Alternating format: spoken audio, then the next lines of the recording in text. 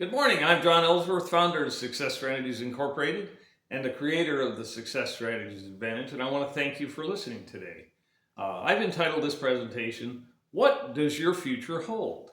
What does your future hold? Well, I would start by saying this. If you stay in business long enough, and this is true for all of us, at some point you need to decide whether you want to stay in that business or leave, or perhaps even change the structure of your business. So many ag producers are facing this dilemma today for various reasons, of course. It could be lack of profitability.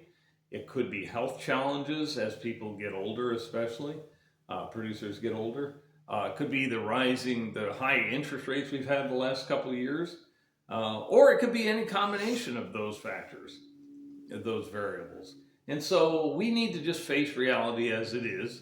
But the point is, for some producers, it's being further compounded by lack of financing, especially as banks look for the perfect borrower to loan money to.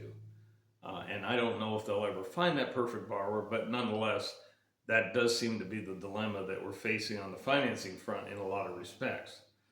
But my point of this presentation is not to pick on the banks, but rather if you are faced with any one of these combination of events or factors or variables, I want you to do three things.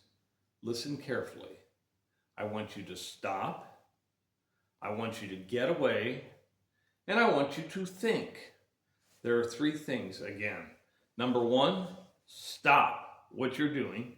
Number two, get away somewhere, whether it's a weekend away at a hotel where you can think, or it could be a coffee shop for 2 hours by yourself, but get away and think. So if you stop, get away, and think, you will come up with better decisions. You will come up with more fruitful decisions, more productive decisions based on facts instead of fury and concern and worry, none of which are good things. You will make better decisions. And let me share a little secret with you. Contrary to what your first boss may have told you 20 years ago, this getting away and thinking, it really is not a crime. It's a good idea, and I've done it for a number of years in my own business. It makes perfect sense. You got to get away once in a while and just think things through. I'd like you to do the following. Consider what you would do if, number one, money was not a limitation, money was not limited. Number two, if you could operate what I would consider, or you would consider, your dream business. And number three, if you had the full support of financing and family support that you need or that you desire to get things done. And then I'd like you to do one thing further. If, and only if, that's different than just saying if and only if your health, your stamina, and your desire to do this makes you feel like it's something you really want to do. But I will share with you a little fact that people overlook at times. It's not a crime or a problem to sell out at some point.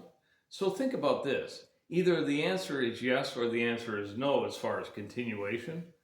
And just be sure that your no isn't just because you're scared, because that's part of the challenge of being an entrepreneur. And I will share with you from The Art of Racing in the Rain, fantastic movie. The race car driver, Denny, was deciding basically to not run a race because he thought he couldn't compete. His coach looked at him and he said the following, and I think this is good advice for all of us, and I quote, "There is no shame in competing and losing. There is only shame in not entering the race simply because you're afraid you might lose." End of quote. I think that's great advice. Again, I say this quote, there's no shame in competing and losing. There is only shame in not entering the race because you're afraid you might lose. End of quote. And one final point I want to share with you as you make this decision as to whether to continue, expand, alter, set your business up differently, or exit your industry, no matter what industry you're in. This is true for ag and non-ag as well. One final point. take into consideration the tax impact. Do not execute your plan without knowing the implications of the tax front. There could be capital gains tax, and basically, there are always going to be some tax associated with this. So talk to your accountant before you pull the trigger on whatever plan it is, whether to sell or alter your business, change them. Look at all the tax implications. Because, for example, whether you do it now or after December 31st, doing it after December 31st may give you a whole year to plan out your tax implications. But the key is to still know what they are ahead of time. To some extent, it won't be perfect, but you can get a pretty good idea. And once you know these tax implications, if there are any, and there probably are, refine your plan, refine your game plan for greater success. And think about this. If you knew you couldn't fail, what would be your next step? Recognize, of course, that there will be obstacles, and that's why so few people in the country own businesses and are entrepreneurial. The reason is they don't want to deal with those kind of challenges, but you and I do every day, every week. So set some deadlines once you've built your plan and move forward. Now is undoubtedly the best time to plan for your next year. And as Winston Churchill said, and I quote, "Let our advanced worrying become advanced thinking and planning." End of quote. I'm John Ellsworth, founder of Success Strategies Incorporated and the creator of the Success Strategies Advantage software, which you can see on our website. And I want to thank you for listening today. Thank you very much.